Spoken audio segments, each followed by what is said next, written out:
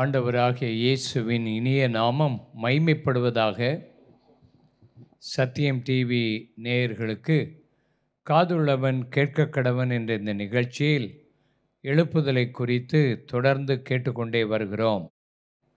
கடந்த நாட்களிலே ஆராதனையில் எழுப்புதல் வர வேண்டும், ஆராதனைகளில் உண்மையான பாடல்கள் பாடப்படும்போது ஜனங்கள் உயிர்ப்பிக்கப்படுகிறார்கள், தேவனோடு கூட இணைக்கப்படுகிறார்கள்.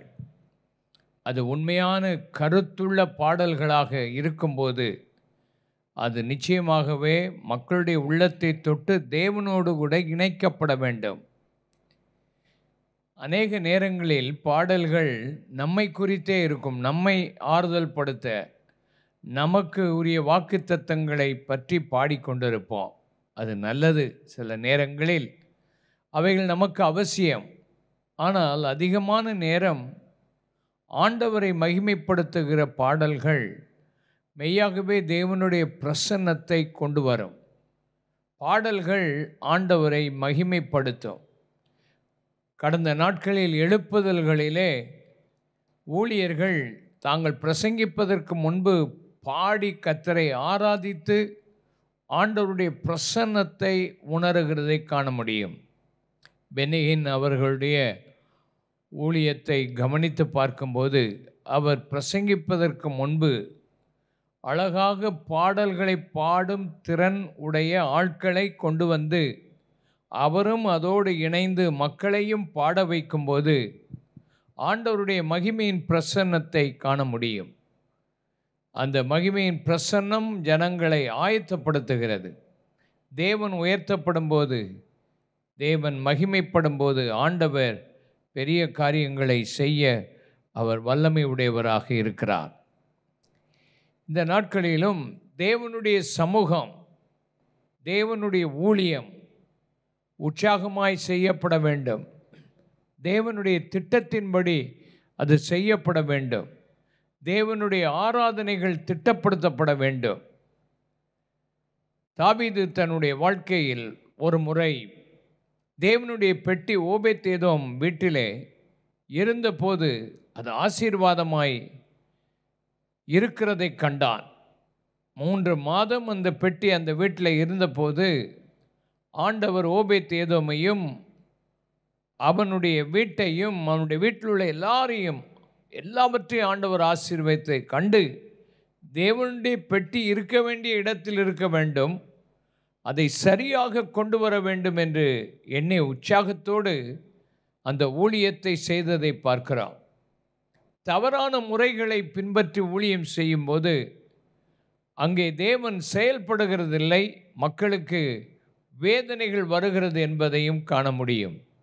இந்த எழுப்புதல் நாட்களில் ஆண்டவர் எப்படியாயினும் சபைகளிலே சரியான விதத்தில் தேவனுடைய திட்டத்தின்படி ஊழியங்கள் நடந்து ஒரு எழுப்புதல் வர வேண்டும்.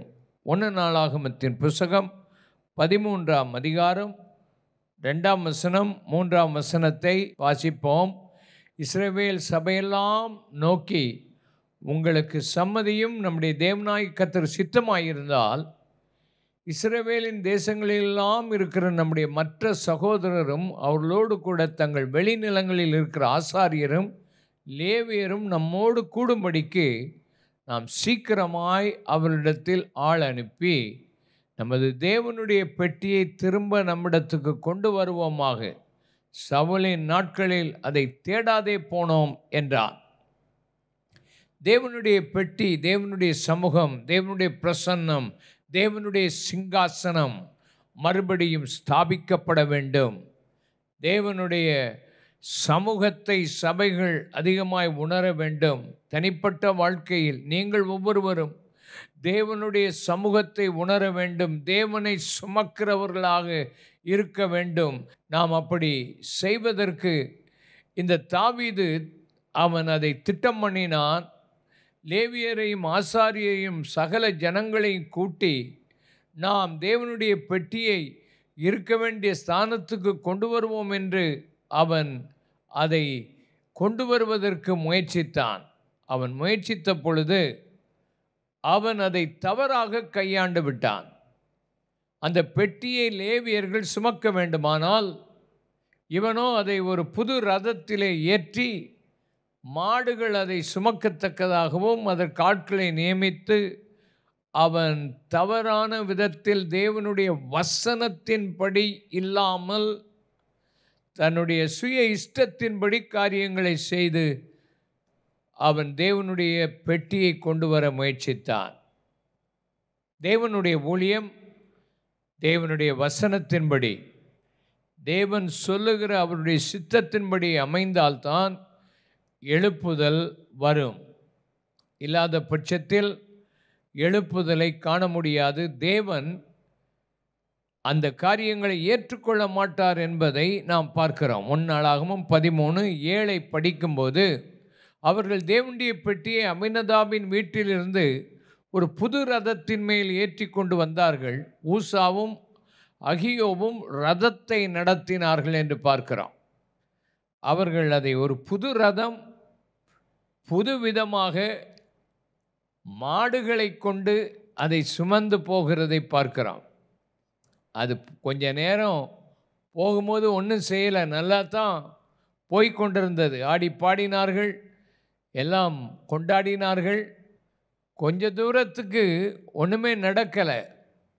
சில நேரங்களில் நாம் பார்க்குறோம், இந்த ஆராதனைகளெல்லாம் பார்க்கும்போது கொஞ்ச நேரம் நல்லா தான் இருக்கும். அன்றைக்கி ஒரு அம்மா ஒரு புது பாடலை ஏற்றிட்டாங்களாம். அந்த பாடல் ஒரு பயங்கரமான டப்பாங்குத்து பாடல். அது என்னத்தையோ பாடுறாங்க. கூட உள்ளவங்கெல்லாம் ஒரு தேவ பக்தி இல்லாமல், தேவனுடைய ஒரு பயம் இல்லாமல், அந்த ராகத்துக்காகவும் அந்த அந்த மியூசிக்காகவும் அது எப்படி எதுகை மோனையோடு அந்த பாடல் அமைந்திருக்கிறது, அதைத்தான் ரசித்து பாடுகிறார்களே தவிர, உண்மையாக கர்த்தரை ஆராதிக்கணும், பயத்தோடு பக்தியோடு தேவ சமூகம் இருக்கணும். எந்த ஆட்டம் பாட்டத்திலையும் தேவன் இருக்கிறார் என்று எண்ணிவிடக்கூடாது. இங்கே நாம் பார்க்கிறோம், அவர்கள் புது ரதம், புதிய விதத்திலே காரியங்களை செய்கிறோம் என்று சொன்னார்களே தவிர, தேவனுடைய வசனத்தின்படி உன் ஆராதனை இருக்கிறதா? பயத்தோடும் பக்தியோடும் ஆராதனை இருக்கிறதா? ஆவியில் நடனம் பண்ணுவது வித்தியாசம், மாம்சத்தில் நடனம் பண்ணுவது வித்தியாசம்.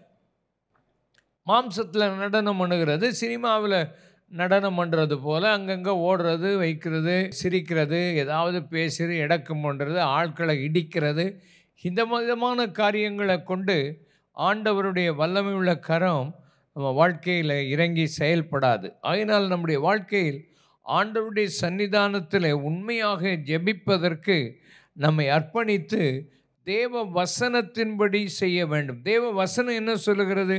1 நாளாகமம் 15:2 வாசிப்போம். பிற்பாடு தாவீது, லேவியர் ஒழிய வேறு ஒருவரும் தேவனுடைய பெட்டியை எடுக்கலாகாது. தேவனுடைய பெட்டியை எடுக்கவும் என்றைக்கும் அவருக்கு பணிவிடை செய்யவும் அவர்களே கர்த்தர் தெரிந்து கொண்டார் என்றான். 1 நாளாகமம் 15:15 நாம் வாசிப்போம். பின்பு லேவி புத்திரர் கர்த்தருடைய வார்த்தையின்படியே மோசே கற்பித்த பிரகாரம் தேவனுடைய பெட்டியை அதன் தண்டுகளினாலே தங்கள் தோள்களின் மேல் எடுத்து கொண்டு வந்தார்கள் என்று நாம் படிக்கிறோம். அப்படியானால் தேவனுடைய பெட்டியை கர்த்தருடைய வார்த்தையின்படி மோசே கற்பித்தபடியே அதற்கென்று நியமிக்கப்பட்ட மக்கள் தங்கள் தோள்களிலே சுமந்து கொண்டு வந்தார்கள். இதுதான் ரொம்ப முக்கியம். கர்த்தருடைய பெட்டியை மாடுகள் சுமப்பது வேற, மனிதர்கள் அதை நடத்தி கொண்டு போவது வேற, ஆடல் பாடல் சத்தமெல்லாம் இருக்கிறது வேற. ஆனால் தேவன் நியமித்த கற்பனையின்படி அதற்கென்று நியமிக்கப்பட்ட தேவனுடைய பிள்ளைகள் தேவனுடைய பிரசன்னத்தை சுமக்க தங்கள் தோள்களை கொடுக்க வேண்டும். இன்றைக்கு மக்கள் எளிதாக ஆராதனைக்கு வரணும், பைபிள் கூட கொண்டு வர மாட்டாங்க. அப்படியே ஹாயாக வந்துட்டு உட்கார்ந்து ஏசியில் உட்கார்ந்துட்டு அப்படியே அந்த ஒரு ஆராதனை தப்பு இல்லை, இதெல்லாம் தப்பு ஒன்றும் இல்லை. ஆனால் ஒரு பயம், ஒரு பக்தி, ஒரு தேவனை ஆராதிக்கிற அந்த ஒரு முகம், அந்த ஆவியினுடைய பிரசன்னத்தை சபை இழந்து காணப்படுகிறது. எழுப்புதல் வருவதற்கு தேவனுடைய கற்பனை மிகவும் முக்கியம். இந்த நாட்களில் ஜனங்கள் சொல்கிற உபதேசத்தில் ஒன்று, நியாயப்பிரமாணம் போய்விட்டது, கற்பனைகள் போய்விட்டது, இனிமே நமக்கு கற்பனைகளெல்லாம் இல்லை, சிலுவையில் எல்லாம் முடிஞ்சு போயிட்டு, சிலுவையில் ஆண்டவர் அதை நிறைவேற்றி விட்டார் என்று சொல்லி, புதிய ஏற்பாட்டு காலத்தில் கற்பனைகள் அதிக உயர்ந்த தரத்தில் வந்திருக்கிறது என்பதை காணாமல், அதை நிறைவேற்றுவதற்கு ஆண்டவர் கிருபையை நமக்கு தருகிறார், பரிசுத்த ஆவியானவரை நமக்கு கொடுக்கிறார் என்ற எண்ணமற்றவர்களாக பழைய காரியங்களை அவர்கள் ஒதுக்கி தள்ளிவிட்டு அதைத்தான் புது உடன்படிக்கை என்று சொல்லி தவறாக எல்லாம் எளிதாகிவிட்டது. நம்ம இஷ்டம் போல் செய்யலாம், இஷ்டம் போல் நம்ம நடக்கலாம், சும்மா பயப்படாதீங்க, சும்மா ஜெபம் பண்ணாதீங்க, சும்மா உபவாசம்லாம் எடுக்காதீங்க, சும்மா ஆண்டவர் சமூகத்தில் சும்மா அது பாவம் இது பாவம்னு சொல்லாதீங்க, பாவமெல்லாம் மூடப்பட்டது, பாவமெல்லாம் சிலுவையில் மன்னிக்கப்பட்டது. இந்த மாதிரி தவறான உபதேசத்தை கேட்க ஏராளமான மக்கள் கூடுகிறார்கள். இது ரொம்ப தவறான உபதேசம். அது வெளியே தெரியாது தவறான உபதேசம் என்பது. நாம் ஆண்டவராக இயேசு நம்முடைய பாவங்களை மன்னித்தார், உண்மைதான். நியாயப்பிரமாணத்தை சிலுவையில் நிறைவேற்றினார், உண்மைதான். அவைகளை நாம் மறுக்கவில்லை. ஆனால் புதிய ஏற்பாட்டு உடன்படிக்கையின் தரம் அதிகமாயிருக்கிறதே, அதை நிறைவேற்றுவதற்கு ஆண்டவருடைய உதவி தேவையே, ஆண்டவருடைய ஆவியானவருடைய பலன் தேவை. இவைகளை உணர்ந்து ஒரு நல்ல தரமுள்ள நல்ல ஒரு விசுவாசம், ஆரோக்கியமான ஒரு விசுவாசம், ஆரோக்கியமான ஒரு பரிசுத்த வாழ்வு வாழ, இந்த உலகத்தின் மக்களை விட, இந்த உலகம்தான் பணத்தை தேடுகிறது, உலகம் புகழை தேடுகிறது, மதிப்பை தேடுகிறது. உலகத்தினுடைய மதிப்புகளை சபைகளுக்குள்ளே கொண்டு வரக்கூடாது. உலகத்தில் எது மேன்மையாக எண்ணப்படுகிறதோ அது தேவனுக்கு முன்பாக அருவருப்பு என்று வேதம் சொல்லுகிறது. வாழ்க்கையின் தரமுள்ள வாழ்க்கை வாழணும், அதுதான் ரொம்ப முக்கியம். பரிசுத்தம் அதிகமாயிட்டு வரணும், கர்த்தருக்கு பயப்படுகிற பயம் அதிகமாகணும், ஜெபம் அதிகமாகணும். ஜெபம்னா அர்த்தம் என்ன? ஆண்டவரே, உம்முடைய ஊழியத்தை செய்ய எனக்கு தெரியாது, உம்முடைய ஊழியம் எப்படி நடக்கணும், அதை எப்படி செய்யணும், அதுக்குரிய பலன் என்கிட்ட இல்லை, நீங்கள் எனக்கு தேவை, உங்களை அல்லாமல் என்னால் ஒன்றும் செய்ய முடியாது என்று சொல்லி தாழ்த்துவது. தேவனுடைய நியமத்தின்படி, தேவனுடைய தரத்தின்படி இந்த நாட்களில் எழுப்புதல் வர்றதுக்கு ஆண்டவர் அவருடைய வசனத்தின்படி ஊழியம் செய்யணும். லேவியர்கள் எதற்கென்று தெரிந்து கொள்ளப்பட்டார்கள்? 3 காரியங்களை செய்ய அவர்கள் தெரிந்து கொள்ளப்பட்டார்கள். முதலாவது, கர்த்தருடைய பெட்டியை அவர்கள் சுமக்கணும். 2வது, கர்த்தருக்கு ஆராதனை செய்யணும். 3வது, கர்த்தருடைய நாமத்தினால் ஜனங்களை ஆசீர்வதிக்கணும். புதிய ஏற்பாட்டு காலத்திலேயும் நம்ம பெட்டியை சுமக்கணும் அவசியம் இல்லை. நாமே தேவனுடைய ஆலயம், அவருடைய ஆவியானவர் நமக்குள்ளே தங்கி இருக்கிறார். ஆண்டவருடைய கற்பனைகளை பெற்றுக்கொண்டு அவரிடத்தில் அன்பு கூர்ந்தால் பிதாவானவர் தாமே நம்மிடத்தில் அன்பு கூர்ந்து பிதாவும் இயேசு கிறிஸ்துவும் நமக்குள்ளே வந்து வாசம் பண்ணுவார்கள் என்று வேதம் சொல்லுகிறது. ஆவிக்குள் தேவன் நமக்குள் வாசம் பண்ணுகிறதை உணர்ந்து தேவனை சுமக்கிறவர்களாக மாறணும். தேவனுடைய சந்தோஷம், தேவனுடைய அமைதி, தேவனுடைய சமாதானம் நமக்குள்ளே இருக்கணும். நாம் வாழும்போது ஒரு உண்மையுள்ள ஒரு இருதயத்தோடு பரிசுத்தமாக வாழ்ந்தால் தேவ சமூகம் நம்மோடு கூட வரும். அப்படிப்பட்ட ஒரு ஊழியத்தை செய்யத்தான் ஆண்டவர் தெரிந்தெடுத்திருக்கிறார். இந்த எழுப்புதல் நம்முடைய வாழ்க்கையில் வருவதற்கு தேவனுடைய வார்த்தையின்படி, தேவனுடைய வசனத்தின்படி, தேவனுடைய கற்பனையின்படி தேவனால் தெரிந்து கொள்ளப்பட்டவர்கள் இந்த ஊழியத்தை செய்ய ஆண்டவர் இந்த கடைசி நாட்களில் கிருபை செய்வாராக. இந்த வார்த்தைகளை கேட்டுக்கொண்டிருக்கிற உங்கள் வாழ்க்கையில் புதிய ஏற்பாட்டு காலத்தில் குறிப்பிட்ட மக்கள் தான் ஊழியம் செய்யணும்னு என்று அவசியமில்லை. குறிப்பிட்ட மக்களும் குறிப்பிட்ட ஊழியருடைய வாழ்க்கையில் தான் தேவன் தங்கியிருக்கிறார், மற்றவர்களெல்லாம் அந்த ஊழியரிடத்தில் ஓடணும் என்பது அல்ல. எல்லாரும் இந்த லேவிய ஊழியத்தை செய்ய, ஆசாரிய ஊழியத்தை செய்ய புதிய ஏற்பாட்டு காலத்தில் ஆண்டவர் அழைத்திருக்கிறார். சிலரை குறிப்பிட்ட முழுநேர ஊழியத்துக்கு அழைக்கிறார். அவர்களுடைய அழைப்பின் ரகசியம் மற்ற சாதாரண விசுவாசிகளையும் ஊழியத்தில் கொண்டு வந்து அவர்களை ஊழியத்தில் பயன்படுத்தணும். எல்லாரும் இன்றைக்கு கிறிஸ்துவின் சமூகத்துக்கு போக முடியும். பழைய ஏற்பாட்டு காலத்தில் இருந்தது போல ஒரு தீர்க்கதரிசியின் இடத்தில் ஓட வேண்டியதில்லை, ஆசாரியர்களிடத்தில் ஓட வேண்டியதில்லை, ஒரு குறிப்பிட்ட ஆலயத்துக்கு ஓட வேண்டியதில்லை. இருக்கிற இடத்திலேயே தேவ சமூகத்தை உணர்ந்து தேவனை துதிக்க வேண்டும். ஆலயத்துக்கு போக வேண்டும், ஆராதனை இருக்க வேண்டும், ஆலய ஆராதனை நடத்த ஊழியர்கள் இருக்கலாம். ஆனால் அங்கு இருக்கிற எல்லா விசுவாசிகளுமே தரமுள்ள ஒரு வாழ்க்கை வாழ்ந்த ஆண்டவருக்கு ஊழியம் செய்வது தான் எழுப்புதலை கொண்டு வரும். ஆண்டவர் உன்னை ஒரு ஆசிரியராக ஊழியத்துக்கு அழைத்திருக்கலாம். ஆண்டவர் ஒரு கம்பெனியில் மேனேஜராக ஊழியத்துக்கு அழைத்திருக்கலாம். ஆண்டவர் உன்னை எந்த ஒரு ஹோட்டலில் ஒரு சாதாரண பணியாளராக நீ வேலை செய்தாலும் அது தேவனுடைய ஊழியம். அங்கே உன்னுடைய வாழ்க்கையின் சுபாவம் அங்கு இருக்கிற மக்களை மாற்ற வேண்டும்.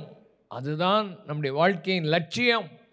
நீ எந்த இடத்துல எந்த வேலை செய்து கொண்டிருந்தாலும் ஆண்டவருக்கு செய்யும் ஒரு ஊழியமாக அதை எடுத்துக்கொண்டால் ஆண்டவர் உன்னை ஆசீர்வதிப்பார். உன்னை கொண்டு அநேக காரியத்தை அந்த வட்டாரத்திலே செய்வார். ஆண்டவருடைய திருநாமம் மகிமைப்படும் என்பதில் சந்தேகமில்லை. 1 நாளாகமத்தின் புத்தகம் 15ஆம் அதிகாரம் 16ஆம் வசனத்தை வாசிப்போம். தாவீது லேவியரின் பிரபுக்களை நோக்கி, நீங்கள் உங்கள் சகோதரராகிய பாடகரை தம்புரு, சுரமண்டலம், கைத்தாளம் முதலிய கீத வாத்தியங்கள் முழங்க தங்கள் சத்தத்தை உயர்த்தி சந்தோஷம் உண்டாக பாடும்படி நிறுத்த வேண்டும் என்று சொன்னான். இந்த வசனத்தின்படி ஆண்டவருடைய பெட்டியை சுமக்கிறவர்கள் சந்தோஷத்தோடு சுமக்கணும். ஐயோ இது பாரமாக இருக்குதே, இது ரொம்ப கஷ்டமாக இருக்குதே என்று எண்ணக்கூடாது. ஆண்டவருடைய ஊழியத்தை செய்கிறவங்க மிகுந்த சந்தோஷத்தோடு செய்யணும், பாரத்தோடு செய்யக்கூடாது. அந்த ஊழியத்தை செய்யும்போது நல்ல ஆண்டவரை சேவிக்கிறேனே, இது பெரிய ஸ்லாக்கியம் என்று எண்ண வேண்டும்.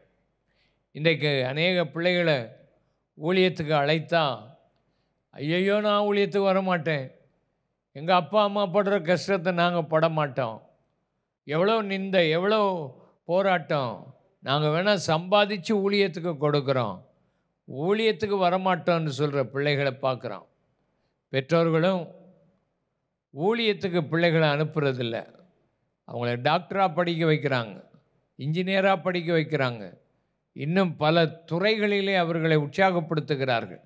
வெளிநாட்டுக்கு அனுப்பி வைக்க வேண்டும் என்ற எண்ணம் இன்றைக்கு அநேகருக்கு வந்துவிட்டது. அவர்கள் இந்திய மண்ணிலே இந்தியாவுக்காக, இந்திய தேசத்துக்காக நல்ல உழைக்க, ஆண்டவருக்காக பணியாற்ற, ஆண்டவருக்கு சேவை செய்ய தங்களை அர்ப்பணித்து அவர்கள் ஜெபிக்க அவர்களை ஒப்பு கொடுக்க வேண்டும் பெற்றோர்கள். உலகத்தில் எந்த வேலையை பார்க்கலாம், ஆண்டவருக்கு செய்கிற பணி தான் இந்த உலகத்திலேயே பெரிய ஆசீர்வாதம். அதை அனுபவித்தவர்களுக்கு தான் தெரியும். நிறைய பேர் சாதாரணமாக ஒரு வேலையை செய்தால் அதை ஊழியமாக செய்ய மாட்டேங்காங்க. அது ஏதோ ஒரு வேலையாக சம்பளம் பணம் வரணும் எனக்கு என்று எண்ணி பணத்துக்காக, உயர்வுக்காக, இதை விட என்ன இடத்துல நமக்கு உயர்வு கிடைக்கும், இதைத்தான் நோக்கி பார்க்கிறார்களே தவிர தேவனுடைய ஆலயத்தில் பணிவிடை செய்ய, சந்தோஷமாக அந்த ஊழியத்தை செய்ய தங்களை அர்ப்பணிக்கிறவர்கள் வெகு சிலர். ஆண்டவருக்கு உண்மையாக இந்த பணியை செய்ய அர்ப்பணித்தவர்களை ஆண்டவர் உயர்த்துகிறதை காண முடியும். ஒரு சகோதரனை சந்தித்தேன், அவருடைய வாழ்க்கையை நான் பார்த்தேன். இந்த ஊழியத்துக்கு வந்தபோது சாதாரணமான நிலையில் ஒன்றும் தெரியாதவனாக வந்து எந்த வேலையை கொடுத்தாலும் செய்ய ஆரம்பித்ததை பார்த்தேன். கொஞ்ச நாள் கழித்து அவனுக்கு நல்ல உயர்வு வந்தது, அவனுக்கு வசதி வந்தது, அவனுக்கு நல்ல மதிப்பு வந்தது. அந்த வேலையை நான் இனிமேல் செய்ய மாட்டேன், எனக்கு இந்த வேலை வேண்டான்னு சொல்லி கொஞ்சம் வித்தியாசமாக அவன் நடைகள், உடைகள், பாவனைகள் இவைகளெல்லாம் தெரிய ஆரம்பித்தது. கொஞ்ச நாளில் அந்த ஊழியத்தை ஒரு துச்சமாக எண்ணிட்டு போயிட்டான். இன்றைக்கும் அநேக பேர் அப்படி தான் தங்களை ஆண்டவர் உயர்த்தும் வரைக்கும் காத்திருப்பதில்லை. தேவனுடைய பலத்த கரத்துக்குள்ள அடங்கி காத்திருக்க பழகும்போது ஏற்ற காலத்தில் ஆண்டவர் உன்னை உயர்த்துவார். அவர் உயர்த்தணும், மனுஷர்கள் உன்னை உயர்த்தக்கூடாது. கர்த்தர் உன்னை உயர்த்தணும். கர்த்தர் நிச்சயம் உன் தேவையை சந்திப்பார். ஒருவேளை உலகத்தில் உனக்கு பதவியோ பட்டமோ பணமோ உயராது, ஆனால் உன் வாழ்க்கையில் உன் குடும்பத்துக்குள்ள தேவன் கொடுக்குற சமாதானம், நீதியின் விளைச்சல்கள் உனக்கு ஆண்டவர் வர்த்திக்க பண்ணுவார். அநேகர் அதை புரிகிறதில்லை. வாழ்க்கையில் ஆண்டவருக்கு சேவை செய்வது சந்தோஷமாக செய்யணும், மகிழ்ச்சியோடு கூட ஆண்டவருடைய ஊழியத்தை செய்யணும். ஜெபம் பண்ணுவது, ஆண்டவரை ஆராதிப்பது, ஆண்டவருக்காக ஒரு ஆத்மாவை போய் சந்திப்பது, இவைகள் எல்லாமே மகிழ்ச்சியோடு இருந்தால் அதுதான் ஆண்டவர் அங்கீகரிக்கிற ஒரு ஊழியம். அதுதான் எழுப்புதலை கொண்டு வரும் என்பதை நாம் பார்க்கிறோம். அடுத்தபடியாக 1 நாளாகமம் 15:26 வாசிப்போம். கர்த்தருடைய உடன்படிக்கை பெட்டியை சுமக்கிற லேவியருக்கு தேவன் அனுக்கிரகம் பண்ணினபடியால் அவர்கள் 7 காளைகளையும் 7 ஆட்டுக்கடாக்களையும் பலியிட்டார்கள். தேவனுடைய பெட்டியை சுமந்து கொண்டு போனவர்கள் 7 காளைகள் 7 ஆட்டுக்குட்டிகளை பலியிட்டார்கள். அந்த தேவனுடைய சமூகத்தை, தேவனுடைய ஊழியத்தை செய்கிறது தியாகத்தோடு செய்யணும், தியாகம் இருக்கணும். இன்னைக்கு தியாகத்தை பற்றி ஒருத்தரும் பேசுகிறதே இல்லை. தியாகமான ஊழியம் அவங்க செய்கிறதும் இல்லை. தியாகம் பண்ணிக்கொண்டே இருக்கணும். வாழ்க்கையில் உயர்வு வரும், உனக்கு எல்லாம் வரும். தியாகமாக ஆண்டவருக்கு ஊழியம் செய்யணும். கொடுக்கறதுல தியாகம் வேணும். எனக்கு இருக்கிற வசதிகளை தியாகம் பண்ணிக்கிட்டு வரணும். ஊழியத்தில் ஆண்டவர் அதை பார்ப்பார். நீ எதுக்காக ஊழியம் செய்கிற? இழிவான ஆதாயத்துக்கு ஊழியம் செய்கிறியா? இழிவான ஆதாயம் அல்ல. உன் வாழ்க்கையில் உனக்கு ஆதாயம் வரும். இந்த ஊழியத்துக்கு வந்து ஆதாயம் வரும். நான் ஊழியத்தை ஆரம்பித்த போது எனக்கு ஒரு சைக்கிள் கூட இல்லை. ஒரு சைக்கிள் கிடச்சிச்சு. அந்த சைக்கிளில் அந்த அந்த சைக்கிள் கம்பிகளே இல்லாமல் உடஞ்சி போனது. ரொம்ப பழைய சைக்கிள். அதை வச்சு ஓட்டிக்கிட்டு இருந்தேன். பிறகு நடந்தே போயிட்டே இருந்தேன். அந்த நடந்து ஊழியம் செய்கிற அந்த மகிழ்ச்சி, அந்த ஓட்ட சைக்கிளை வச்சு ஆத்துமாக்களை ஆதாயம் பண்ண மகிழ்ச்சி இப்போ நான் காரில் போகும்போது எனக்கு இல்லை. அந்த நாட்களில் இருந்த மகிழ்ச்சி, அந்த தியாகம், அந்த காரியங்கள், அதை போல மகிழ்ச்சி வேறு ஒன்றுமே இல்லை. எனக்கு கடைசியில் ஒரு ஸ்கூட்டர் ஒன்று கிடச்சிச்சு, நல்ல ஸ்கூட்டர். அதை எடுத்துகிட்டு நான் விசிட்டிங் போயிட்டுருக்கும்போது ஒரு அம்மா சொன்னாங்க, ஐயா என் மகனையும் உங்கள் ஊழியத்தோடு சேர்த்துக்கிடுங்க. ஏன்னா நீங்கள்லாம் நல்ல ஆசீர்வாதமாக இருக்கிறீங்க ரொம்ப வருஷத்துக்கு முன்னால். அப்போ ஒரு ஆளுக்கு ஒரு ஸ்கூட்டர் இருந்தாலே பெரிய காரியம், பெரிய மதிப்பு ஒரு ஸ்கூட்டர் இருந்தால். அம்மா சொன்னாங்க, என் மகனையும் இப்படி உங்களுக்கு ஸ்கூட்டர்லாம் கிடைச்சது போல் அவனுக்கும் நல்லா கிடைக்கும், தயவுசெய்து அவனை ஊழியத்துக்கு கூட்டிகிட்டு போங்க. அவன் என்ன படிக்கிறான் அப்படின்னு கேட்டால், அவனுக்கு படிப்பு வரல பாஸ்டர், அவனுக்கு ஒன்றும் சரியாக வரமாட்டேங்குது, அதனால் ஊழியத்தில் சேர்த்துட்டா போதும்னு நான் நினைக்கிறேன்னு சொல்கிறாங்க. பாருங்கள் எப்படி மக்களுடைய மனசு இருக்குது. ஒரு தியாகம் வேணும், கஷ்டப்படணும், நெருக்கப்படணும், பல விதத்தில் போராடணும், தியாகம் வேணுங்கிற எண்ணம் இந்த நாட்களில் இல்லை.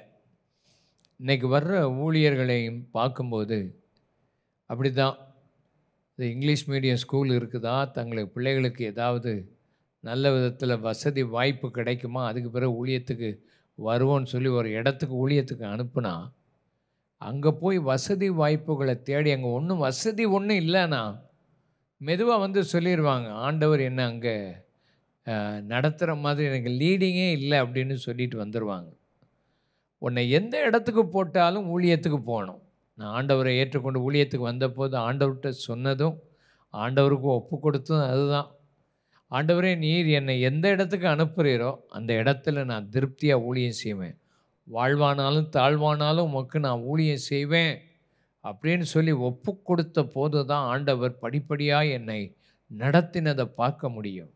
இந்த பெருமை பாராட்டு வழி இல்லை, இது ஆண்டவருடைய சுத்த கிருபை. அவர் அதற்குரிய தயவையும் நடத்துதலையும் ஆண்டவர் கொடுக்கிறார்.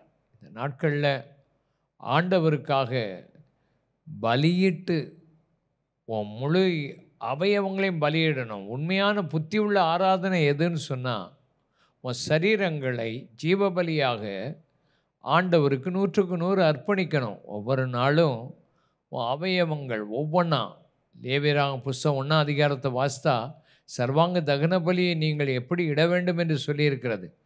சர்வாங்க தகன பலியை சந்து சந்தாக துண்டித்து பலிபீடத்தில் வைக்கும்போது அக்கினி இறங்கணும், அதை பட்சிக்கணும். தியாகத்தோடு பலியோடு ஆண்டவருக்கு ஊழியம் செய்தால் ஆண்டவர் உங்களை ஆசீர்வதிப்பார். 1 நாளாகமம் 15:28 வாசிப்போம். அப்படியே இஸ்ரவேல் அனைத்தும் கர்த்தருடைய உடன்படிக்கை பெட்டியை கெம்பீரத்தோடும் எக்காளங்கள், பூரியைகள், கைத்தாளங்களின் துணியோடு தம்புருகளையும் சுரமண்டலங்களையும் வாசிக்கிற சத்தத்தோடும் கொண்டு வந்தார்கள். எல்லாரும் கெம்பீரத்தோடு உற்சாகத்தோடு தேவனுடைய பெட்டியை கொண்டு வந்தார்கள். தேவனுடைய ஊழியத்தை மிகுந்த உற்சாகத்தோடு செய்யணும். பைபிளில் அழகாக சொல்லியிருக்கு, மேய்ப்பர்களே உங்கள் மன உற்சாகத்தோடு ஊழியம் செய்யுங்க, மன உற்சாகத்தோடு கொடுங்கள். உற்சாகமாய் கொடுக்கிற இடத்தில் தேவன் பிரியமாய் இருக்கிறார். உற்சாகமாக செய்யணும். காலையில் உற்சாகமாக எழும்பணும், உற்சாகமாக ஆண்டவருடைய வார்த்தையை பிரசங்கிக்கணும், உற்சாகமாக ஊழியத்துக்கு போகணும். டிவி பார்க்குறதுக்கு சில ஆட்களுக்கு ரொம்ப உற்சாகம், ஸ்போர்ட்ஸ் பார்க்குறதுக்கு ரொம்ப உற்சாகம், பாட்டு இந்த நாட்களில் பாடல்களை பார்க்குறதுக்கு ரொம்ப உற்சாகம். இதெல்லாம் ஜனங்களுக்கு உற்சாகமாக இருக்குது. குறிப்பிட்ட சில ஊழியர்களை மாத்திரம் தேர்ந்தெடுத்து அவங்கள மாத்திரம் பார்த்துக்கிட்டு இருக்கிறதுல ரொம்ப உற்சாகம். நான் பவுலை சேர்ந்தவன், நான் அப்போலோவை சேர்ந்தவன், நான் பேதுருவை சேர்ந்தவன், கேபாவை சேர்ந்தவன். சிலர் ரொம்ப பரிசுத்தவன், நான் இயேசுவை சேர்ந்தவன், மற்றவெல்லாம் ஒன்றும் இல்லைன்னு சொல்லி தள்ளுற ஊழியக்காரர்களை தள்ளிடுவோம். வாழ்க்கையில் எந்த ஊழியத்திலையும் உற்சாகம் இருக்கணும். உற்சாக மனசோட கர்த்தருக்கு ஊழியம் செய்தால் நிச்சயம் ஆண்டவர் அவங்கள ஆசீர்வதிப்பார். உற்சாகமாக ஆராதனைக்கு வரணும். இந்த நாட்களில் ஆன்லைன்லேயே பார்த்து சோம்பேறிகளாக அப்படியே உட்காந்து லாக்டவுன் எல்லாத்துலேயும் உனக்கு லாக் ஆகி போய் இருக்கக்கூடாது. ஆண்டவருக்குள்ள உற்சாகமாக இருக்கணும். இந்த லாக்டவுன் பீரியடில் இருந்தாலும் வீட்டில் இருந்தாலும் மிகுந்த உற்சாகத்தோடு ஆண்டவருக்கு ஊழியம் செய்ய உன்னை அர்ப்பணித்து பார். ஆண்டவர் உன்னை ஆசீர்வதிக்கிறதை காண முடியும். ஆண்டவருடைய சமூகம் உன்னோடு கூட இருப்பதாக. வாழ்க்கையில் உற்சாகமாக ஆண்டவருடைய ஊழியத்தை செய்கிறியா? சோர்ந்து போயிருக்கிறியா? யாராவது ஏதாவது உன்னை பற்றி சொல்லிட்டா சோர்ந்து போயிருவிய? ஊழியத்தில் சோர்வு வரக்கூடாது. ஊழியத்தில் நிந்தைகள் வரும். 1 நாளாகமம் 15:29 வாசிங்க. கர்த்தருடைய உடன்படிக்கை பெட்டி தாவீதின் நகரம் மட்டும் வந்தபோது சவுலின் குமாரத்தியாகிய மீகாள் பலகனி வழியாய் பார்த்து தாவீது ராஜா ஆடிப்பாடி வருகிறதைக் கண்டு அவனை தன் இருதயத்திலே அவமதித்தாள் என்று எழுதப்பட்டிருக்கிறது.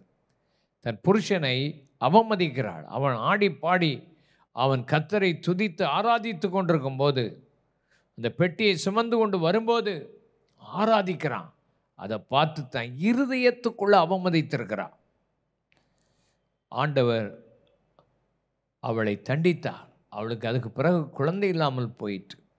அருமையானவர்களே, ஆண்டவருடைய ஊழியத்தையோ ஊழியர்களையோ நிந்தித்து விடாதே. உன் வாழ்க்கையில் எந்த ஊழியத்தையும் நிந்திக்காதே, அவமானப்படுத்தாதே.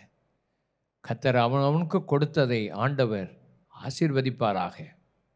ஆனால் வேத வசனத்தின்படி இருக்கிற ஊழியமாக இருக்கணும். கர்த்தருக்கு உற்சாகமாக செய்கிற ஊழியமாக ஆண்டவர் உங்களை ஆசீர்வதிப்பார். கண்களை மூடி ஜெபிப்போம். ஆண்டவரே, உற்சாகமாக ஊழியம் செய்ய இந்த நாட்களில் கிருபை தாரும். வசனத்தின்படி ஊழியம் செய்ய உதவி செய்யும். சந்தோஷத்தோடு ஊழியம் செய்ய கிருபை தாரும் ஆண்டவரே. உம்முடைய நாமத்தினாலே தியாகத்தோடு ஊழியம் செய்ய கிருபை தாரும். ஒவ்வொருவரையும் ஆசீர்வதித்தருளும். தேவ நாமம் மகிமைப்படுவதாக. இயேசுவின் நாமத்தில் பிதாவே, ஆமேன். கர்த்தர் உங்களை ஆசீர்வதிப்பார். தொடர்ந்து இந்த வார்த்தைகளை நீங்கள் கேளுங்கள். காதுள்ளவன் கேட்க கடவன் நிகழ்ச்சி உங்களுக்கு ஆசீர்வாதமாய் இருப்பதாக. ஆமேன்.